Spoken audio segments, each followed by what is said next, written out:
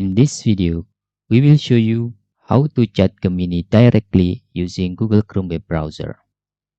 Rather than typing gemini.google.com, now on the latest version of Google Chrome, you can directly chat the Gemini AI.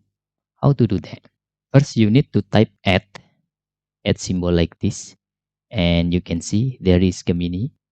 Okay, just select the Gemini, and for example, I will asking what is wheredata.com.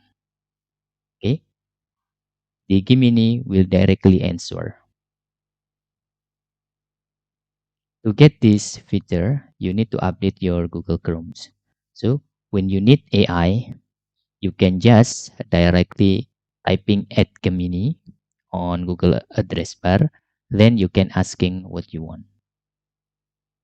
Okay, this is the answer from Gemini. That's all.